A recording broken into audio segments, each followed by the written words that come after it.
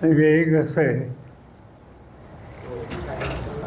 की अर्थसंकल्प जेव्हा मांडला जातो त्याच्या आधीच्या संबंधीची माहिती ही बाहेर येता कामा नये ही पद्धत आहे. त्याला म्हणतात अर्थसंकल्प फुटला. काल अर्थसंकल्प मांडला पण त्याच्या आदल्या दिवशीच्या वर्तमानपत्रात काय काय होणार आहे या संबंधीची माहिती आली. मला इथल्या वर्तमानपत्राचं माहिती नाही, पण मुंबईच्या पेपरमध्ये ही मुलींच्यासाठी शिक्षण मोफत हे आधी छापून आलं होतं.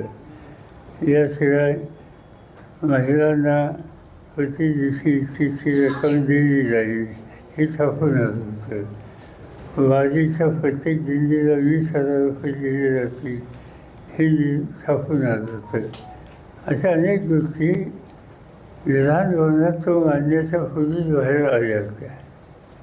याचा अर्थ स्वच्छ असा आहे की एक तर अर्थसंकल्पाचं त्याची गुप्तता जी ठेवायची असते ती त्या ठिकाणी ठेवली गेलेली नाही.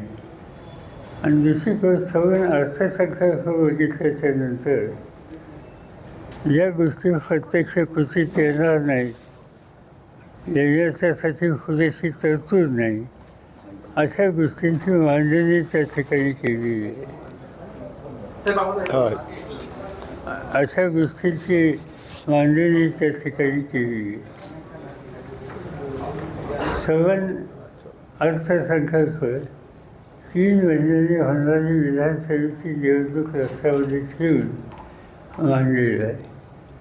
ज्या तरतुदी केल्या त्या तरतुदी लोकांच्या पर्यंत पोचायला कित्येक वेळ लागतील. कारण तरतूद करायची कमी रकमेची आणि प्रत्यक्ष सुचवायचं की अधिक रक्कम दिली जाईल. म्हणजे तुम्ही एकंदर जमा, एकंदर महसुली तूट आणि एकंदर लागणारी आवश्यकता या 3 गोष्टींचे आकडे बघितले तर आवश्यकतेच्या पेक्षा कितीतरी कमी रकमेची उपलब्धता आहे. आणि म्हणून एका दृष्टीनं हा अर्थसंकल्प लोकांना काहीतरी आम्ही भयंकर करतो असं दाखवणार आहे. पण माझी खात्री आहे की लोकांचा विश्वास त्याच्यावर बसणार नाही. आणि 2 की जरी विधानसभेच्या निवडणुका नजरेसमोर ठेवून हे आलं असेल तरी प्रत्यक्ष त्याची अंमलबजावणी कितपत होईल याची शंका माझ्यासारख्याला आहे. ताजी गोष्ट अशी आहे की मी एखाद्या गोष्टीला मी 100 रुपये खर्च करणार म्हणजे आणि माझ्या खिशात 70 आहेत तर मी 100 खर्च कसा करणार. प्रश्न असा आहे की तुमच्याकडे महसुली जमा किती आहे, एक महसुली खर्च किती होणार आहे, 2 आणि जवळपेक्षा खर्चाची रक्कम अधिक असल्यानंतर ती गॅप आहे, ती गॅप कशी भरणार याची तरतूद न करता आणि खर्च करणारे म्हणजे आम्ही विचारपूर्वक हे ठरवलं सांगितलं. त्याला काही फारसा अर्थ नाही. असं आहे की लोकसभेला महाराष्ट्राचा निकाल 48 जागांपैकी 31 जागा आम्हा लोकांना मिळाल्या. म्हणजे 30 क्लिअर आणि 1 सांगलीच एका वादातनं. पण नंतर त्यांनी जाहीर केलं की आमच्यावरती बसणार आणि त्या पार्लमेंटमध्ये ते आम्हा लोकांच्यावर बसले. त्यामुळे 31 जागा, आता 48पैकी 31 जागा ज्या विचाराच्या निवडून येतात त्याचा अर्थ ट्रेंड काय लोकांचा स्पष्ट होतं. आणि त्याच्यावर जो धसका घेतला आहे त्यातून हे सगळं भाषेचा फुलवरा असलेलं बजेट या ठिकाणी मांडले. हा ट्रेंड कायम राहील असं वाटतं विधानसभेचं. कायम राहील म्हणजे लोकसभा निवडणुकीमध्ये महायुतीला ज्या पद्धतीचं मॅन्डेट मिळालं किंवा ज्या पद्धतीची मानसिकता लोकांची पाहायला मिळाली, आता विधानसभा निवडणुकीत देखील ही परिस्थिती कायम राहील असं वाटतं? काय हरकत नाही झालं, कारण तेच लोकांची मानसिकता स्वस्थ झालेली आहे आणि लोक या मोदींच्या कारभारावर खुश नाही. म्हणजे मोदी पुन्हा पुन्हा सांगत होते की माझी गॅरंटी, ती गॅरंटी काही चाललेली दिसत नाही.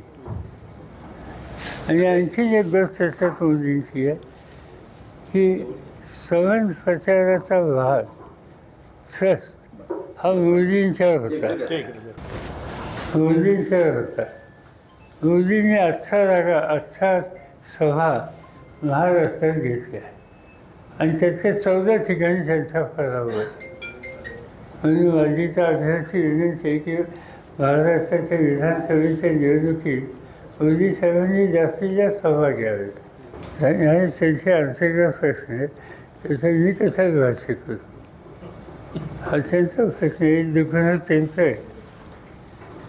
लोकसभा अध्यक्षांनी आपल्या भाषणामध्ये ज्या पद्धतीनं आणीबाणीचा उल्लेख केला, इंदिरा गांधींचा त्यामध्ये उल्लेख केला, कसं बघता याकडं? ज्या असं आहे पद्धतीने की लोकसभेच्या अध्यक्षांचा त्या ठिकाणचं भाषणाचा तो जो भाग होता तो त्या पदाच्या प्रतिष्ठेला सोडणार नव्हता. आणीबाणीचा प्रश्न त्याला आता 50 वर्षे झाली. इंदिरा गांधी हयात नाही.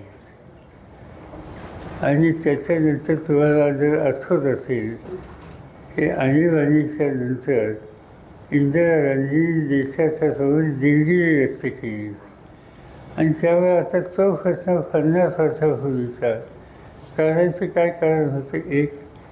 आणि दुसरी गोष्ट अशी की स्पीकर यांची जबाबदारी का राजकीय प्रश्न असं भाष्य करण्याची.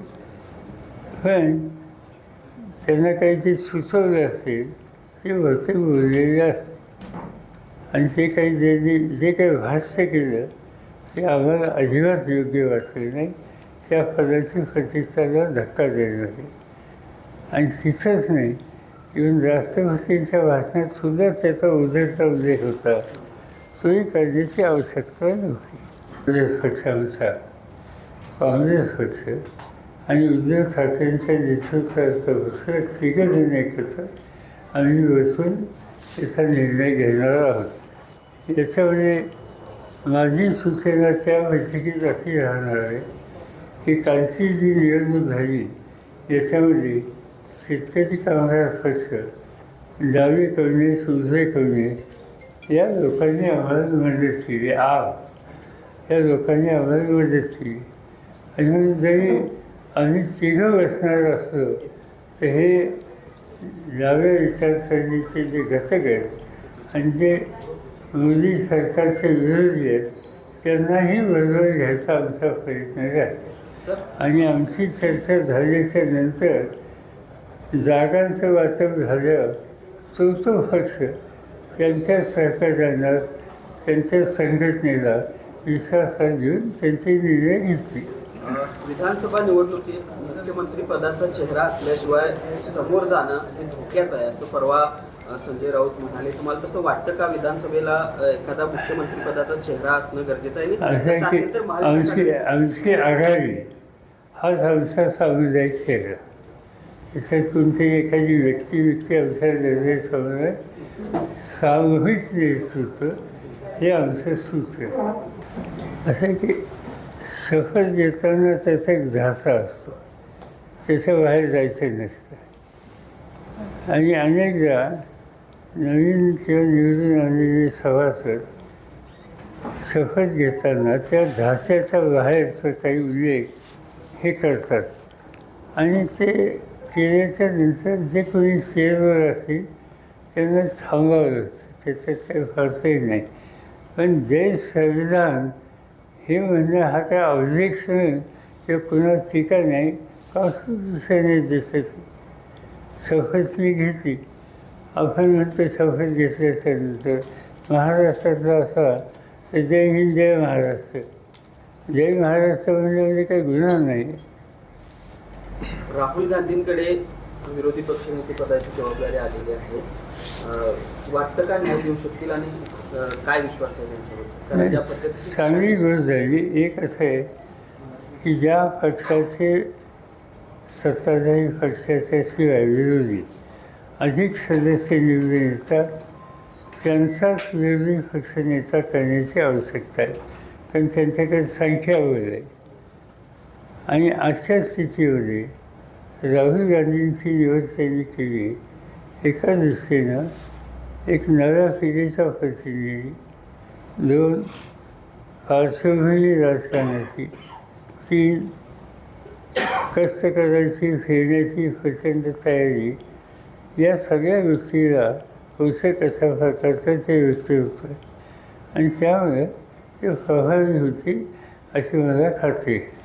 पण ज्या पद्धतीनं त्यांच्याबद्दलचा एक नॅरेटिव्ह सेट केला गेला होता सत्ताधाऱ्यांकडून, त्यांच्या राजकीय कार्यक्षमतेबद्दल प्रश्न उपस्थित केले गेले होते, पप्पू असा देखील उल्लेख केला गेलेला होता. त्यानंतर आता त्यांची विरोधी पक्षनेता म्हणून निवड झाली. नाही, जी काही त्यांना दूषणं दिली कालच्या निकालानंतर कळलं ना. मग त्याच्यानंतर कोणी फोफो होण्याची भूमिका आता कोणी घेत नाही. आणि दुसरी गोष्ट असं आहे की शेवटी संख्या आहे ना, त्यांच्यावर नव्यानं खासदार ते काही घाण येतो नाही, संख्या नाही. काँग्रेसमुक्त भारतची घोषणा केली होती भाजपनं आणि आता काँग्रेसचा विरोधी पक्षनेता त्या ठिकाणी येतोय. म्हणजे काँग्रेसमुक्त भारत एका बाजूला ही घोषणा करणं कुठेतरी असं आहे की कुणाच्या मुक्ततेची घोषणा कोणी केली ही करण्याच्या पूर्वी त्यांनी आपण कुठावर हे बघायला पाहिजे ना. त्यांच्या संख्या किती होती गेल्या लोकसभेत आणि आत्ता किती झाली, किती कमी झाली याची नोंद घेतली तर कुणाच्या मुक्ततेच्या संबंधीची भूमिका मांडायचा त्यांचा अधिकार नाही. पुन्हा पुन्हा सध्या असं सांगतात सध्याची सत्ताधारी की आमचं सरकार स्वबहुमताने आलेलं आहे. 100% होते. त्यांचं बहुमत नाही. चंद्रबाबूची मदत आणि नितीश कुमारची मदत नसती तर यांचं बहुमत झालं नसतं, यांचं सरकार झालं नसतं. आणि त्यामुळे लोकांनी आपल्याला क्लिअर मॅन्डेट दिला नाही ही वस्तुस्थिती त्यांनी किती ठरवली तर झाकली जाणार नाही. आणि त्यामुळे काही ना काहीतरी सांगतात ही अपेक्षा दुसरा असं नाही. साहेब, शिखर बँक घोटाळा प्रकरणात अजित पवारांच्या अडचणीमध्ये वाढ होताना दिसते. खरं तर आर्थिक गुन्हे शाखेने ती क्लीनशीट दिली होती, तर आता ईडीनं जो आहे तो विरोध केलेला आहे या सगळ्या प्रकरणात. कसं पाहता याकडे? असं आहे की त्याच्यात काय नक्की घोटाळा झाला आहे हे मी सांगू शकत नाही. आणि त्याच्या संबंधी परस्पर इन्व्हेस्टिगेशनचे रिपोर्ट आहेत.